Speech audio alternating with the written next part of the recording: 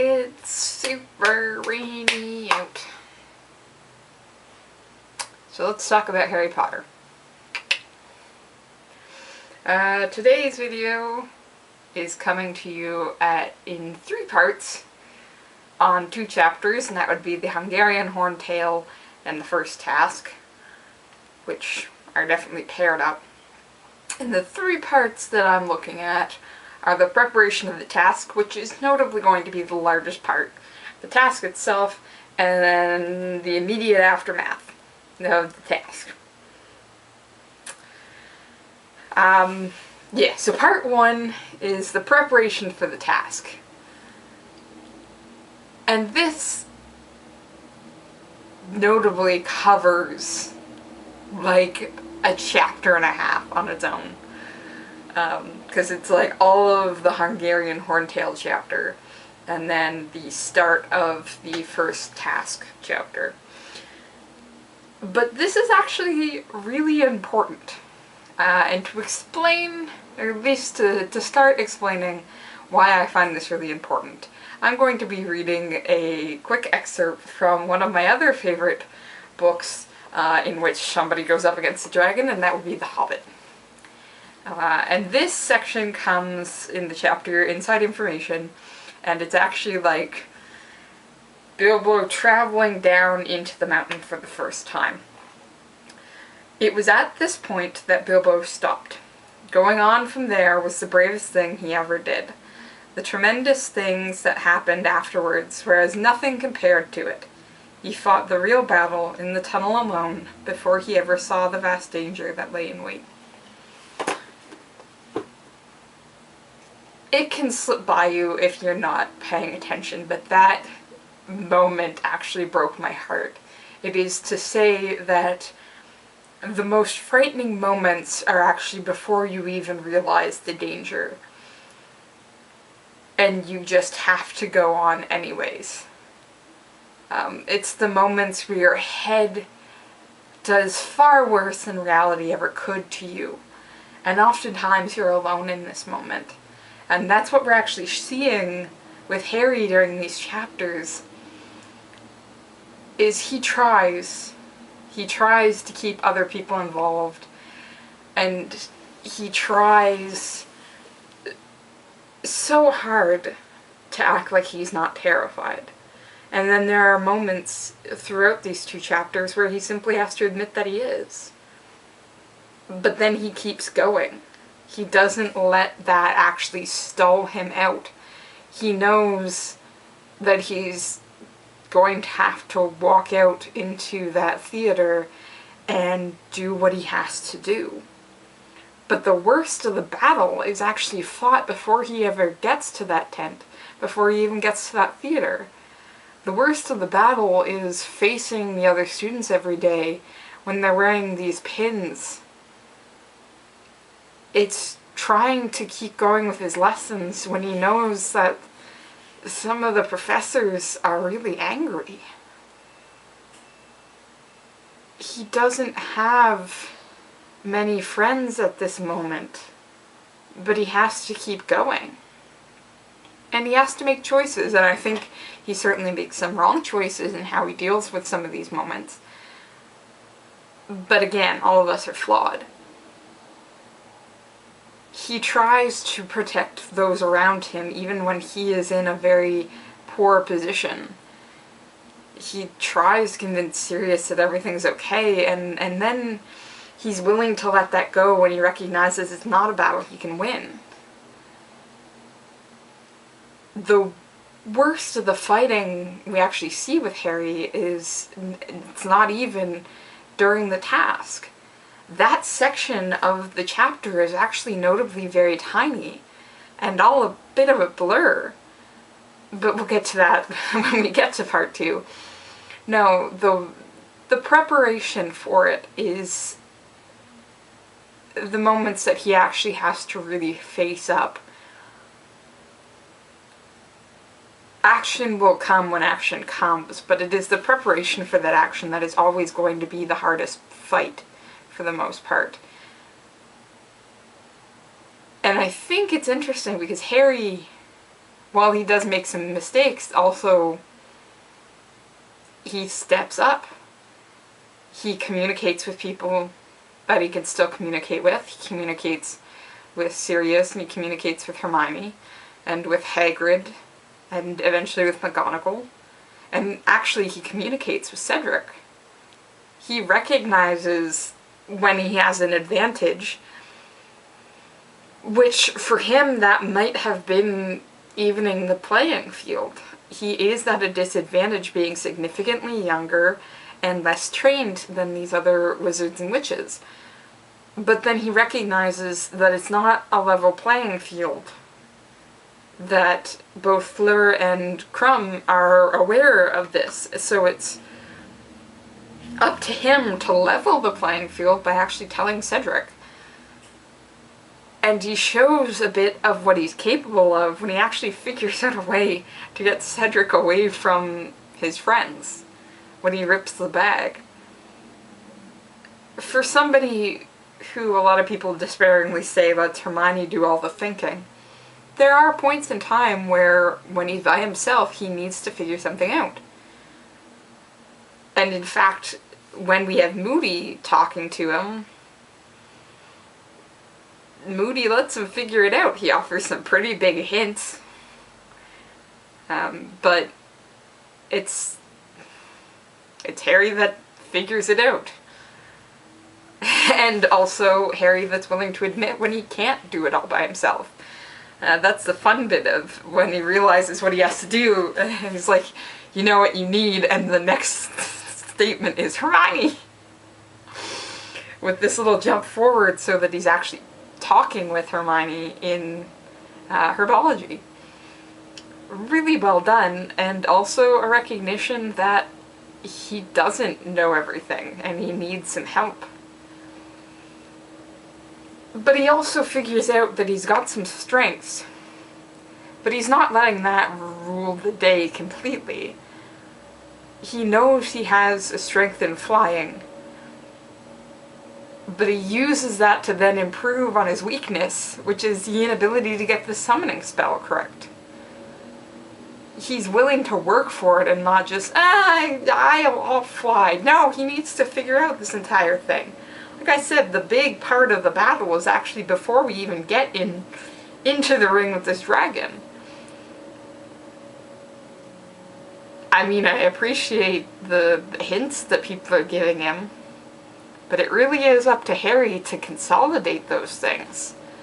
And at least he does have the intelligence and ability to do that. He takes Sirius's warning seriously. Like, when he runs into Kakarot, like, at first he sort of was like, eh. And then afterwards it's like, yeah, this is a concern. But he does recognize that also freaking dragons might have been a concern. I think Sirius sort of wafts that one off pretty quickly. But again, that's because no one else is going to experience everything that Harry is experiencing. You can't embody all of that. You can certainly embody bits and pieces of it, but your own experience is always going to be your experience, and no one else's. So while everyone's trying to help, for Harry to get out of this, it must be Harry that consolidates it all. And I think he makes some choices that are a little nerve-wracking, like when he throws the button at Ron. That one's always got me on the fence because it does sort of seem like this moment of Harry's admittance of what Ron's attitude has done to him. It's Harry's admittance that he expected Ron to be there and he had walked away, and now Harry has to keep going without Ron. And it makes Ron aware of that. That's the thing, is at least it's a communication between them. When all other communication seems to desperately be faltering. When Harry admits that he's tempted to run away and get out, that is him in the tunnel. about to face a dragon. And he wins that battle because he goes in and he does it.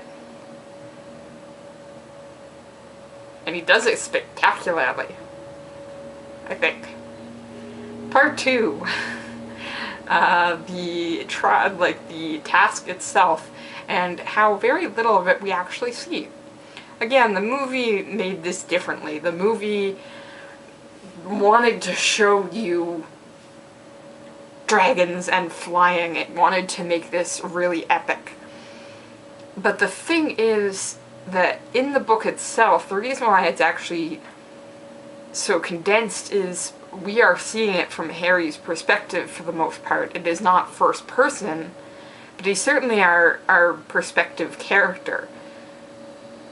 Unless he hears somebody else communicating, we don't get more information than Harry really does. So what's actually happening here is simply the fact that he is in that zone. We're not getting this epic battle that the movie is showing simply because for him everything actually has coalesced into this Quidditch mood that he exhibits. He is in his element, so our version of the task is actually really suppressed. Because this is who he is, and in this moment, he is okay. In this moment, we are seeing that really, truly, the battle was fought before this point, and now he's just following through. The dragon doesn't get out. He figures out how to get it far enough up that he can then come in. He's very intelligent about this. It's not actually just willy-nilly. He knows how to move. He's figured out how close he can get without being at risk of fire. Which is interesting because in reading Fantastic Beasts and Where to Find them, it is noted that the Hungarian horntail can breathe up to 50 feet. Breathe fire up to 50 feet. Which is impressive. I don't think he's necessarily 50 feet away from this beast at the start. But I think, again, he realizes that while that might be the far limit, like, he's adjusted to the situation, actually to the specific dragon he's facing. He's figured out how to get her to follow without actually being in a whole lot of danger. Forgets about the tail at one point, but we can forgive him some faults. I mean, the scoring does, except Kakarot just... I also just like to point out that this straight up says that the Hungarian horntail feeds on goats, sheep, and whenever possible, humans. So I mean, this kid is actually facing what could possibly be considered a man-eater. And he is in the zone. I'm actually really impressed about this. He works to his strength, used his strength to actually shore up a weakness that he had, jokingly, of course, telling Hermione, hey, if I ever have trouble learning a spell, just threaten me with a dragon, I'll figure it out. I mean, he really honestly does.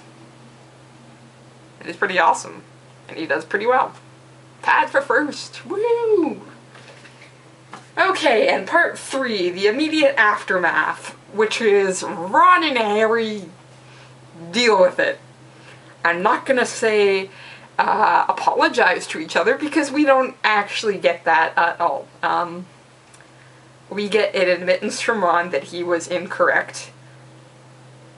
Sort of. We get the correctest outcome leaving Ron's mouth. That is, whoever entered your name, I think they're trying to kill you. Harry says, you got it figured out. Then Ron goes to possibly apologize, possibly to explain himself. Harry actually cuts him out and says, forget it. Like, it's done, it's over, we're good. And some people would be like, well, it wasn't actually properly an apology. Yeah, but it actually how a lot of arguments end. It's this moment where both of them recognize that they might have handled it poorly. One of them at least semi-recognizes and admits that they were wrong. And they want to end it, because the thing is, apologies are very prickly things. They need to be complete and totally sincere to mean anything. And anything less than a complete and total sincere apology is more likely to cause an argument than anything else, which is actually what Harry is heading off.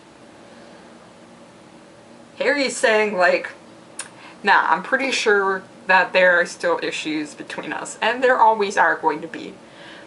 But this particular issue is now done, and we are okay. And sort of, that is Hermione's, like, you see Hermione's reaction. These are her two best friends, and they've been feuding. It's been a very stressful time for her to be the one actually shouldering a lot of this issue. So yeah, she's gonna cry a bit, especially again, when we don't have, like, a proper apology here.